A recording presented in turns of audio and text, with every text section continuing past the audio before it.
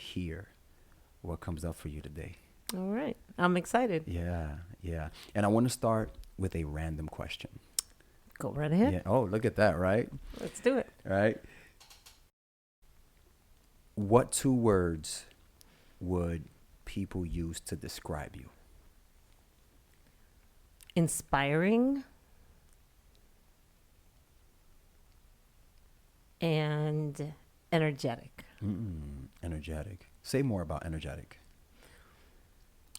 For me, as an engineer, or that as my discipline of schooling, I don't like to be defined by anything. But having that, I see energy on a different level. Like I learned it from mathematical and from a practical perspective, but then now I see how that applies to us internally. And so I'm constantly telling people about raising their vibration, raising their frequency. And so because I do that, I know that it helps them elevate theirs. So that's where the energetic comes from. Yeah. Yeah. So it's what I'm hearing is it's not that it's not just a physical thing at least. It's like a way of living type of thing. Like It's physical, it's emotional, it's internal, it's external. It has to do with on if what's happening on the outside is not matching what's happening on the inside, that's when I believe we go out of alignment. And everything that I've been focused on has been around alignment. I Yeah. love that. Yeah, and that's why I'm excited to speak with you today because I know you have a lot of spiritual things to share. Right? No pressure though, right? That's all right. But pressure, right? uh, yeah, right. The spiritual piece is what gets me every time, right? Because you mentioned energy, and I was curious about the energy piece because many people think of energy, they think of energy like after drinking a Red Bull type of thing, right? Right. But I think that the energy you speak of is, as I mentioned before, like a way of living, right? Everything you touch, you kind of expand it. You embellish it. You create more of it because of that energy. So, as you mentioned, I do emotional regulation coaching, right? And part of that, in what I've come to notice when I did the course on it, is that when we are in a depressed state, like say if you're around somebody who you feel like, oh my gosh, this person, I just feel so drained around them because of the conversations that they're having, because of the things that they're doing, just the way that they're being. It's like you just feel like it's sucking the life out of you. Whereas when you're around other people, it's sort of like, you feel energized, right? Like you feel good about yourself. You're like, oh my gosh, like it's a great conversation. You just feel better. What they've done is actually, as I mentioned to you, I use biofeedback devices, and in the biofeedback devices, you get to actually see it in real time. So it's like a heart monitor. If you were to put a heart monitor on yourself, you would be able to see those lines and you would be able to see everything. In a lot of the biofeedback devices, there's something called your heart rate variability. And what happens is that when you are angry and you're frustrated, what you can see in your heart rate is that it has a jagged edge around it. Whereas when you are feeling good and you're in a better emotional state, it has a very smooth rhythmic pattern in there. And so when I talk about energy, I see it. I'm visualizing it in my thoughts based on the emotions that people are emitting and speaking with everything. I think about the words that they're saying. I look at their body language. So I'm just very in tuned to all of that. And that just gives me an entire picture based on a simple conversation. Yeah. Yeah, yeah. I can't. I'm curious to ask what you're getting from this right now, right? but I'll stay focused, right? Stay focused. I'm trying to stay focused, right? I'm telling you, right? And which leads me to the first question because you didn't just grow. You weren't just born like this. Well, in a 3D sense, we weren't just born like this. You untapped what you already had within you, and so you uncovered it through life's experiences, right? Which leads me to the first question: at what point in your life or in your business journey did you realize that Anne was due to make changes, and there was no way that you can go back? I mean, unfortunately, in 2011, was diagnosed with cancer. Um, I went running one morning and I came home, and all of a sudden I felt a lump. And, I kind of just dismissed it. I didn't think anything of it because it was actually painful. And, but, of course, I go and I Google and I search, and they're like, oh, no, if you won't feel any pain whatsoever. I think there was just other things happening in my body. And then when the pain went away, but I still felt the lump, I just said, whoa, what's happening? I think I had pulled a muscle from when I was just working out, right? And so that's where where I thought it was the pain. But that took me on this journey. I have to say, I was, I mean, like I was at the height of my career. I was doing amazing in my job. I was, getting raises and promotions and just doing more, if anything. And when you're working sometimes even for like an elite company, you kind of push yourself even more. I I didn't realize what I was doing to myself. And I think sometimes when we are in certain environments, we're going and we're going. That that diagnosis, I have to say, it forced me to assess my entire world, my entire life. And it forced me to slow down. And in that slowing down, I got to start listening to my body. I started listening to myself. I went on this journey for, because I had changed my diet. I had done so many things, but I had not. I would still get angry, and I would still like ruminate on it. And sometimes just even I was always a positive person, and this is why I think people have to understand that it's not just you could say all of the positive things. You could have all of the great, like, oh, yeah, you happy go lucky all the time. I had that. But I was still, even sometimes when you are operating too much on an accelerated way, we are draining our energy. You can drain your energy on a hyper level and even on a decelerated level. And in that, it was affecting my immune system. And so I got to learn all about that because,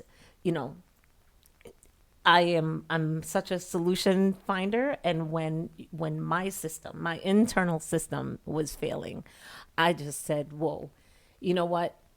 I need to understand this more. And, of course, like I said, I changed the diet. I changed all these things, but I realized how my emotions were affecting me. I ended up doing personal and professional development. I went through all, like full curriculums, done so much work, and I took it to heart. There's a lot of people who go and do a lot of the work, but they don't implement it into their life.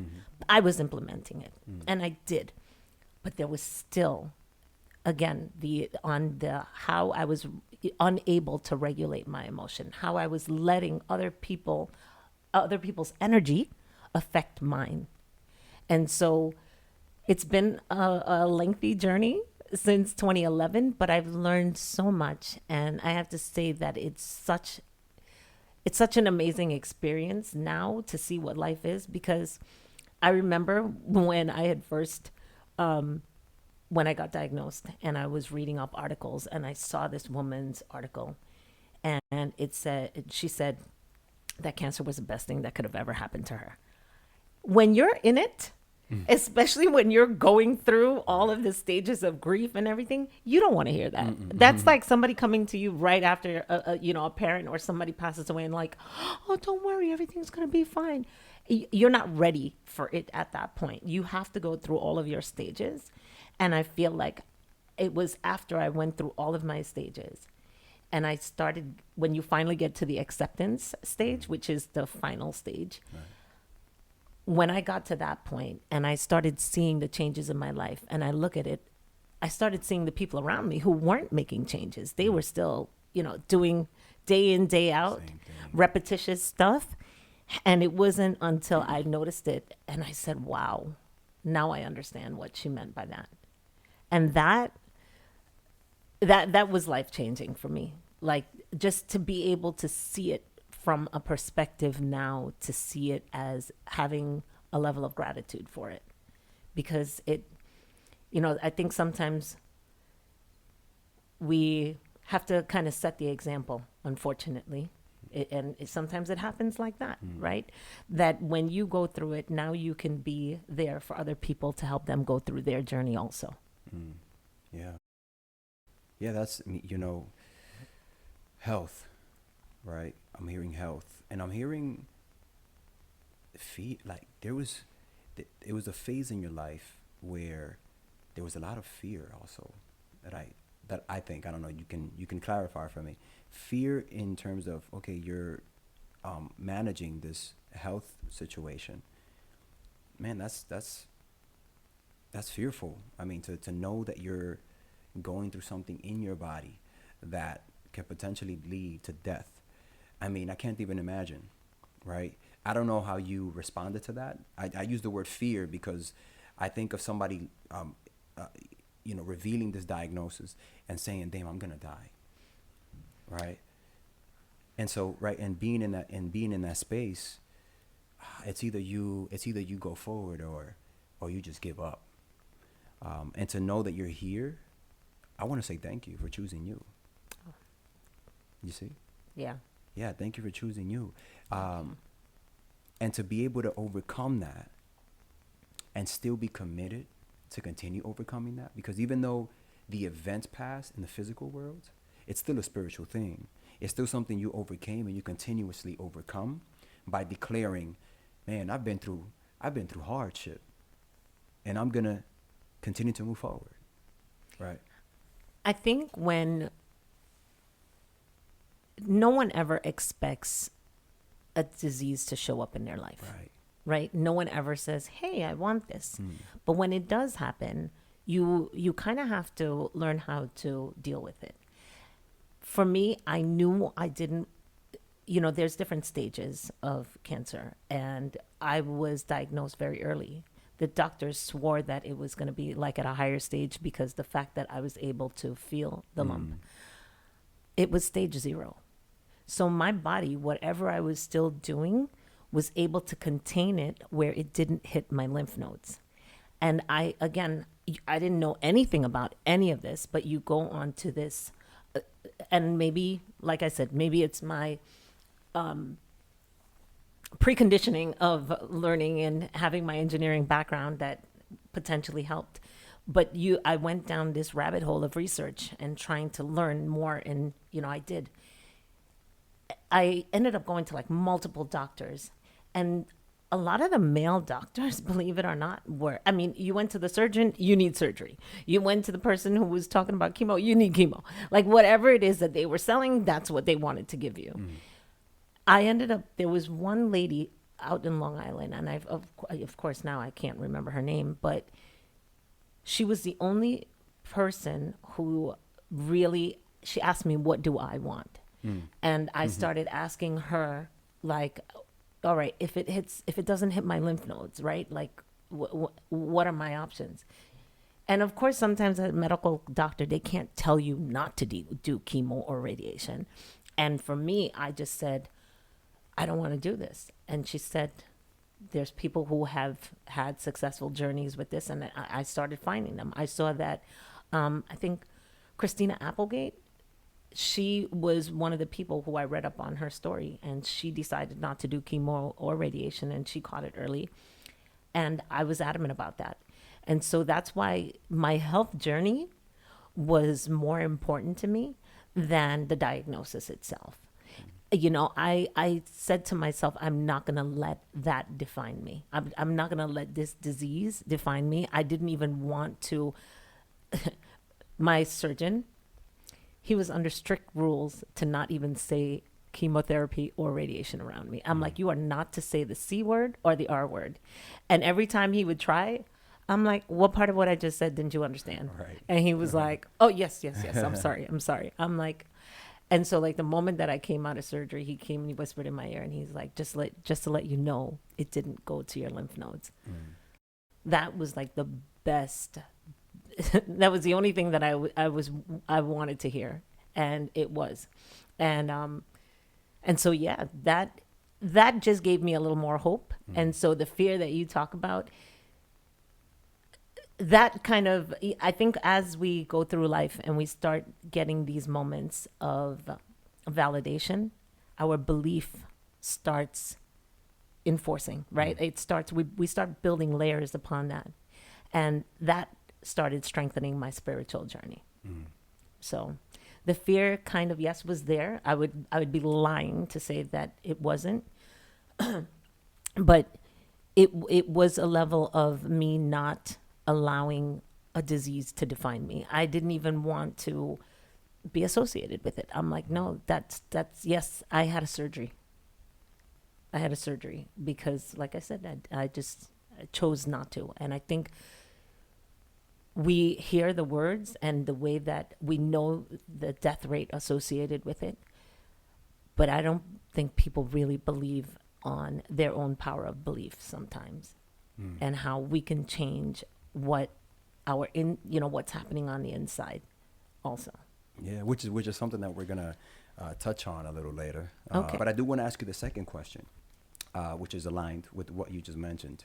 So, considering that you've been through that journey, that's one journey, out of so many, and you've had to show up as a different woman, as a different individual, overall, which does put you in a place of uniqueness. You've had a unique experience, a near-death experience, and it has made you a unique individual. How do you stay connected as you're continuously growing through this new individual that you are? You know what's interesting is that, I mean, when your life has been defined by culture for a very long time, and for me, growing up in a Caribbean, West Indian, my family is from Trinidad. Growing up in that, it is normalized that when somebody comes over to your house, hey, take a drink. Oh, everything is a party. Everything is we going on lime. We going on, like all of this partying, and that's how we've associated fun, right? It's been all around alcohol and around dancing, and and there's nothing wrong with that. It's just that you do have to live a different life now. And I think sometimes when it's so embedded in the culture, it came to a point, because if you refuse a drink from somebody, it's like, oh, what the heck? What's wrong with you? Come on, come on. And you're just like, you feel bad telling them no, but you also want to, have them respect where you're at. But you also don't want to be like a party pooper at the same time. And for me, I had to learn what it was to enjoy myself without alcohol, without the partying, without what it is that I considered to be fun. And you have to actually learn yourself all over again. And so that's been a very critical part of the journey, that where you get to learn yourself in a different way. And then I think about it. I said, if it wasn't for the cancer, I probably would have fallen back into old patterns and old behaviors and everything. But when when your life is at stake, you learn how to keep your word. And you're just like, no, I can't do that. I'm not going to do that. Yeah. Learning yourself all over again is probably one of the biggest things that I had to. It's a rediscovering of yourself and really getting to know who you are without all of the cultural aspects to it. And sometimes solitude being in by yourself really forces you to dig deeper within, right? Like, yes, meditation is part of my culture. You know, having an Indian background, Hinduism is like what we grew into. And but it wasn't practiced. We were more religious than spiritual, and we learned more on rituals versus the yogic and the yogic aspect of it, on learning about that.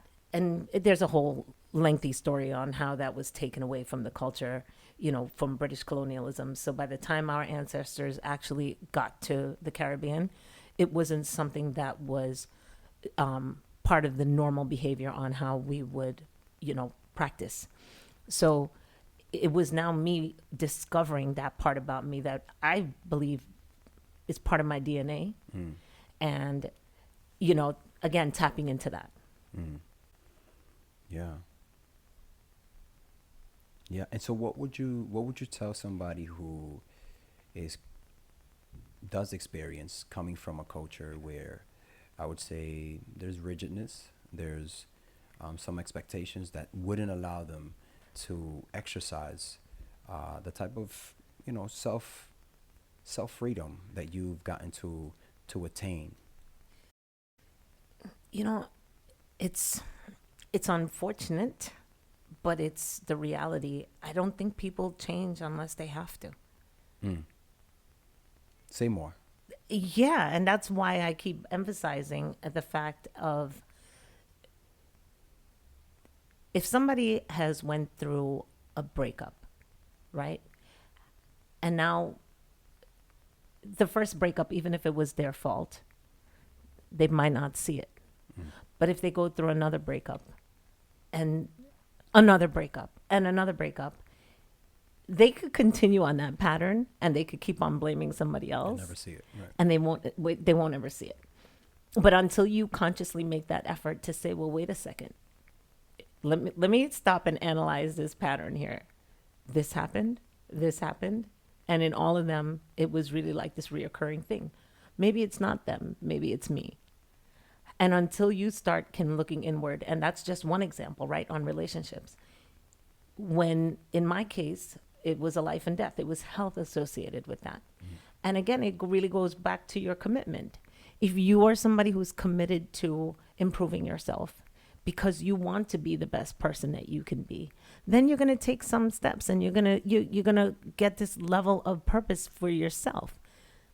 Sometimes people have been, they would rather stay where they're at and not get uncomfortable, than to do this work, or to go and tap into areas that sometimes you don't even know that you have to. Yeah. Yeah. Yeah. Yeah. I do. I've experienced myself. There's moments in life where we make decisions, and those decisions comes with responsibility. And like you said before, basically you won't change unless you want to.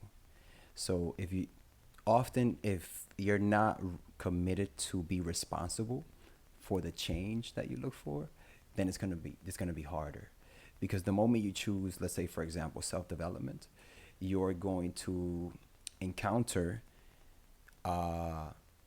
different looks from the people you surround. Like, hey, you normally don't do this, but you've made a decision, right? You've made a commitment. You know what? I want to learn more about myself, and if that means looking different, then that's what I'm willing to be responsible for.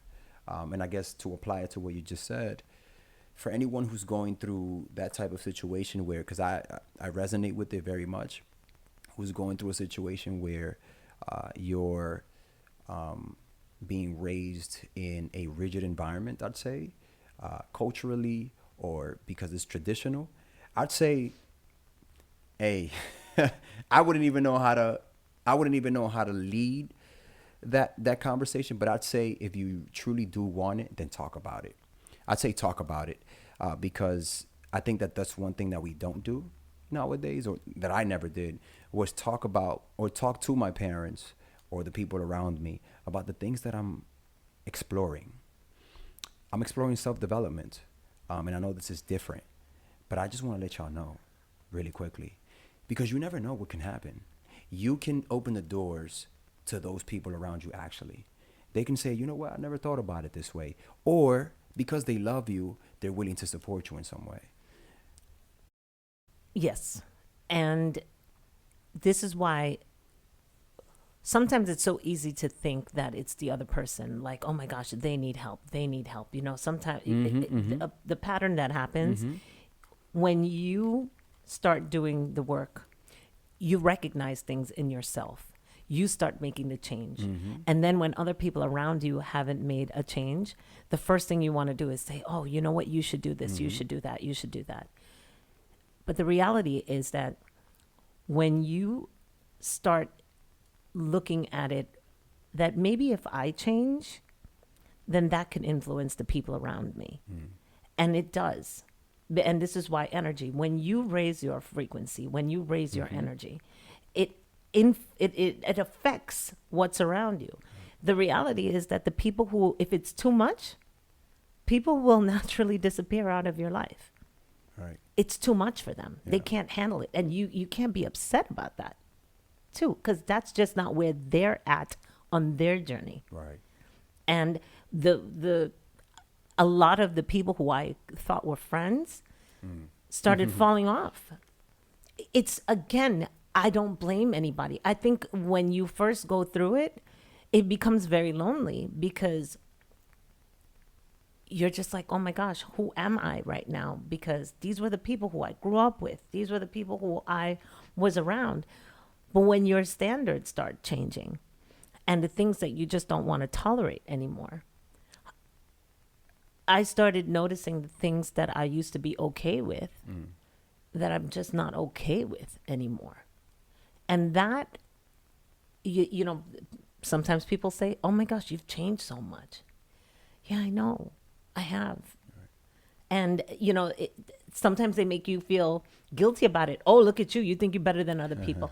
That's their own defense mechanism that's showing up too, right? So you can have different extremes where somebody is like, oh my gosh, you've changed. Or, wow, you're changing. I want to change too.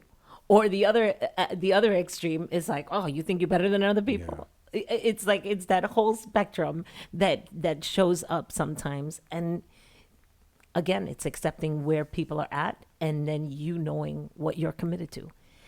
And like I said, it's natural for us to get drawn back into our old patterns and our old behaviors. It's only natural.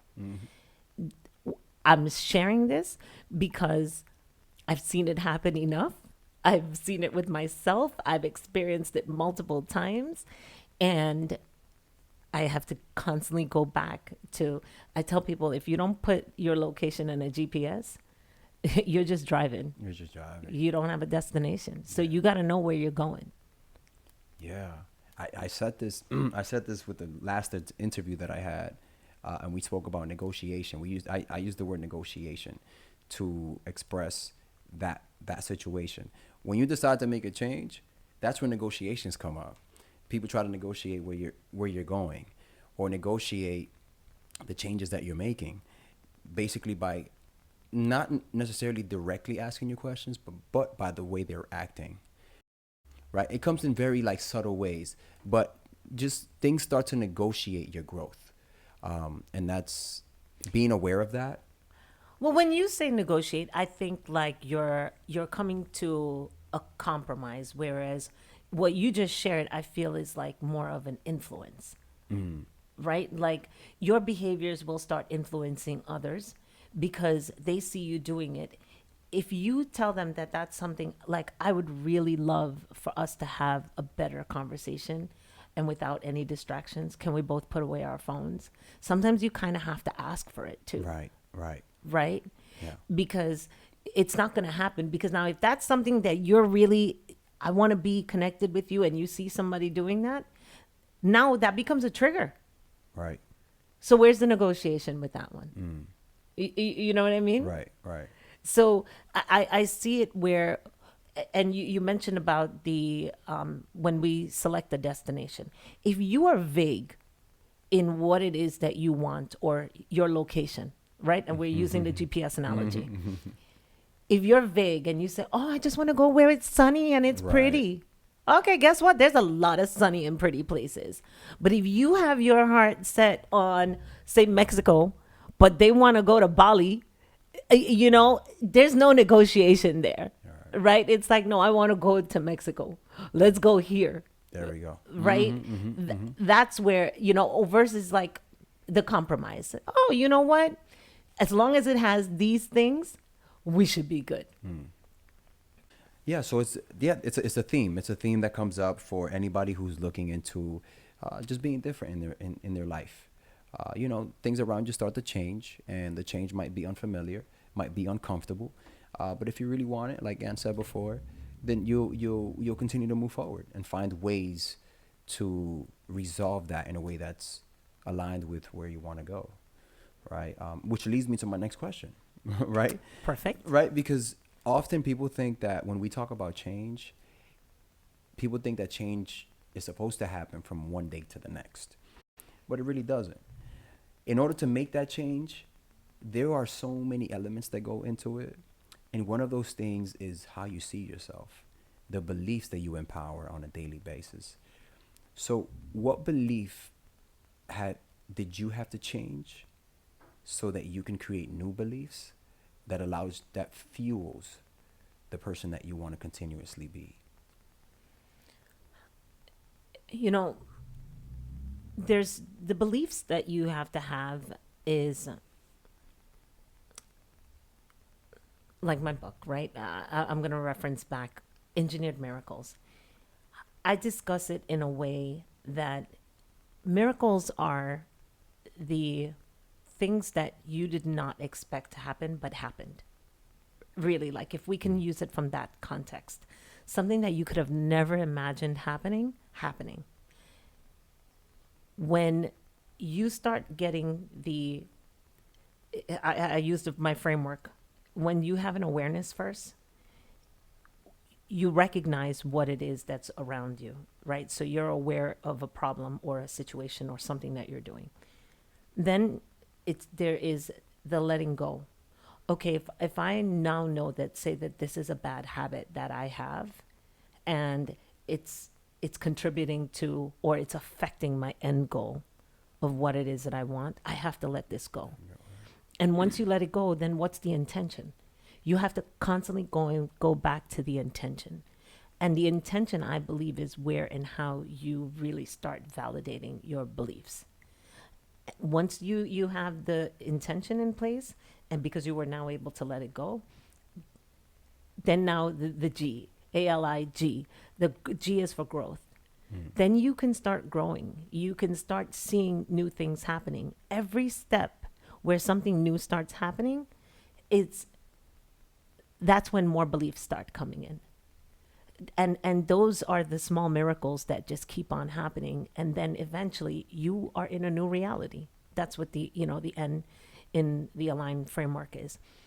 And some people think that, oh, I'm just going to sit there and I'm going to manifest and everything is going to happen. Right. No, there is a process. And I've seen it with enough people that it gave me the validation or the belief to see that there's actually a formula associated with it. Because you could say, and, until you're blue in the face about all of the, your affirmations or the positivity or whatever. But if you're not taking actions associated with that, and not with a set outcome, right? You have to release what the end result is going to look like. I tell people, take a photo of what you want that end result to look like. Don't play the video. Because if you play the video, you're watching it frame by frame, and you have this expectation on how it's supposed to happen. You get a picture, sit in that emotion of what that visual would look like, and then really live into that. Don't worry about how it's going to happen. That's none of your business, right? Like, you are not to focus on all of the steps. Let that be in the universe's hand. Your goal is to get into that. Becomes your belief. That belief now is what you now have to live into. And all of those little steps, all of the little things that start happening will give you enough validation so that you stay clear to that belief of what it is that you want. And before you know it, it's like it will happen in a way that you didn't expect it. And then sometimes you're leaving the opportunity for something more to happen. Because you may have it, if you say, but God, I want it like this. Or, okay, I'll give you that. But you know what? You just missed out on all the other stuff that I could have given you because you were set on that. And then but if that doesn't happen, now you're disappointed. It's releasing that, but staying clear to the belief, the end goal, the vision of whatever it is that you want. So how would you, let's say, what was the belief you empowered before and a belief that you empower now? Let's say you're talking to a 5-year-old. What would you tell them? Okay, I used to believe this and now I believe this. I used to believe that I had to work really hard to get certain things in my life. And, you know, again, the beliefs that we grew up with, don't take anything from anybody. You need to do this. I've now gotten to the point of receivership. I felt like if it was happening too easy, that You'd question that. yeah, I would question it. And sometimes that becomes like the skepticism that we often have, right? Like, wait a second, this seems a little too good to be true. When you start listening to your body and you start really getting clear and you start seeing things, people's actions will give you so much more information than what they say. And that's where the alignment, because when people are in alignment, because they're saying and they're doing the same thing, you know what? I can trust this person. Yeah. Right? And that trust now, again, it's like, wow, okay, maybe I should accept this. All right. So yeah, that belief for the 5-year-old kid. I was like, okay, I got it, miss. Okay, I got it. Yeah, right. Yeah. Or we sometimes don't turn away the blessings, because sometimes they will come, and because it's not happening the way that you want it to, release that. Yeah. Yeah. And what would be like daily, I'm going to say habits. What would be like daily habits that you exercise that keeps you in this frequency? Like what's something that keeps you in this frequency? You know, when I saw the benefits of meditation, and because if anything now, at one point I was running. I had gotten up to like 6 miles a day, and I was doing that until I like passed out in the train, and I knew I was not taking care of my health in the way that I should have. There was all these other different things. I had listening to podcasts and listening to books and listening to certain things. It's so important for you to stay in the mindset of hearing what other people have done, hearing the things, learning about other people's journey. So many people say that they want to be an entrepreneur, but yet they've never read on any entrepreneurs. They don't know those habits. They don't understand the 7 habits of the highly successful people. Like what my habit is the meditation. And I feel like because I am really in tune to listening, I get answers from that. And because I'm committed to that, and there is a state where, because your thoughts can influence what it is that you think, there's a point of surrendering. And it's when you surrender and you listen, if things start happening in flow and ease, that's the universe giving me a sign. If there's resistance, like before, I used to get upset if I lost a job or I lost a project, and it used to bum me out, and I used to like take it on. So I would be all motivated. I'd be all hyped up. And then when I would lose the project, it would like, oh man. And then you'd get into this state where you're like, man, I don't want to get up. You know, like you lose the confidence in that moment. But I now look at it that the universe knows something more, that it's telling me that's not for you. And to learn to accept that if anything, that's my habit. There's an expression that goes, sometimes divine takes you out the way because they heard something you didn't. Yes. Right? Yes. Yes. Yeah, that touched me. Yeah, that's beautiful. So meditation, I resonate with that meditation. And I like how you referenced the running at 6 a.m. 6 miles early in the morning, right? Because this is what people believe habits should look like. Like it has to be intense, it has to be extreme. But I think it's just moments to yourself. It's moments where you're just with yourself. You know, I like to make the best of my time. So I would wake up sometimes and I would put on my podcast or audiobook, and I'll go take a walk. And I'll walk along the water. I'll go, where sometimes even for an hour. And then I'll come back and I'll meditate. And I sometimes meditate for an hour too. And so if anything, getting into that, when I know on the days that I do that, things go great.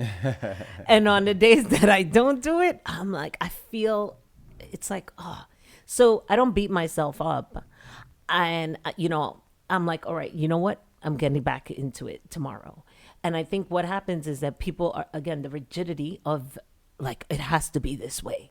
And when it's not, then it's, we're all going to fall. We're going to fall. But how long are you going to stay down? Right. You got to just learn how to pick yourself up. Yeah. Right? Like, how long are you going to stay down? Hey, some people love laying down. And Right. there's nothing wrong with that. But again, if you're Simon Sinek, his book on why, right? Like knowing your why. I'm probably bashing the name of the book, but I gave the author, and but I think it start with why. If you don't know why you're doing something, and you don't get the clarity on that, it's so easy to fall off track. Very. And that's the GPS. Yeah. Right? Your why becomes your destination in your GPS. Yeah. Yeah. You're going to get rerouted. Waze is going to take you on a different route. And so it is. if it's working and you got internet. Right, because you get into these locations that have no service. And think about how that analogy even shows up. There's days that you're going to not have service. Have reception. Yeah. You're gonna have, right. So what are you going to do? You just got to keep on driving until you could get some. Right. Yeah. Do you just sit there and just say, you know what? There's no internet. Forget it. I'm done. I'm done. Just gonna stop there. I'm just going to stop. I'm going to wait for it to show come. up. Right. Exactly. Yeah. Wow. Yeah. I feel like there's so much more. There's so much more that we can talk about. And for the sake of keeping it for the future, because I definitely want to talk with you again, we're going to start heading into a close. But before we end, we definitely want to end strong, because I feel like this is a piece, or the last question, which is actually one of my favorites. This is a piece that we don't think about often. We acknowledge it, I guess, in a surface level way, and you'll see when I ask the question. But it's good to engage with it a bit, just so that we can also declare that we're healing, and if not, we're healed from it. So my last question would be, what would you say to young Anne? What would you say to Annmarie when she was young and she had no clue? She had a GPS, but she didn't have a location on it. She just had a GPS. What would you tell, young Anne today? The reality is, you mentioned about healing beforehand.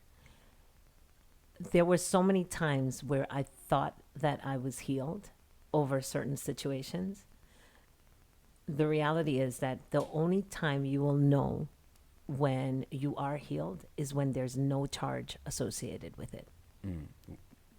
Meaning, the charge is how you react to something. And if you are reacting, don't beat yourself up about it. Understand there's something more to be healed, that there is a deeper level that you need to go into. So, in those moments of getting triggered or reacting, know that there is still something that you have not addressed. And in the moment, you won't see it. But just know that when you do, you'll be all right. Yeah, that's what I would tell her. Yeah, she hears you. She hears you. Thank you so much. Thank you. And before we completely come off, let people know where they can find you. Let people know what's going on in your life, any projects you got going on. Please let the people know.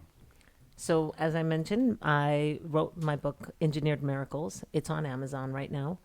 I am on TikTok. I'm not very active. I am on Instagram. I actually do it's called Leading with Love and Logic, where I have a conversation on Sundays with my cousin. She is Gen Z, millennial, and I'm Gen X. So we wanted to do this dynamic where to hear the conversations that we're both having. It was kind of like a passion project, so I just kind of go live with it. It may develop into something more, but I think we're going on episode 6. I'm working on my second book right now. It's really going to be for people who I share a little bit more about my story on how I started my business and the things that I uncovered in my industry. How, you give a little bit of tips and tricks in there. So I put a lot of that in the book. And then, yeah, I do, you saw my piece that's on my wall there. Beautiful. The sacred geometry. I utilize AI and I help others uncover like their colors and help them actually like get something that resonates with them, really for them to take it on in a spiritual way. I help people in their homes from devices and, just utilizing all of what it is that I have. So I'm on Instagram at Annmarie Bohla. I'm on LinkedIn. And yeah, I'm actually redesigning my website right now. So that's it's on its way. It should be live probably next week. Yeah. Yeah. For lack of better words, she's on the move, right? And she wants to invite you into the world because she knows the beauty that comes out of just unlocking yourself to your fullest potential. So, Annmarie, thank you so much. Thank you, thank you, thank you. I'm so grateful. So grateful that I met you. So grateful that we get to do this in this relationship that we're building. We get to expand on the things that we like to do. I think we both like conversation. And I'm glad we get to converse and share that because I feel like there's so much light in that. And I mean it. I really do mean it. So thank you. And ladies and gentlemen, thank you for immersing. Thank you for your presence. And like I say always, I hope you found something here that touched you. I hope you got to resonate with even if it was just the tone of the voices here today that just clicked for you. Because the goal is for us to share the experiences we've been through so that you can connect with it and also make changes in your life. So thank you so much. And I can't wait to see you on the next episode. Thank you and see you soon. Peace.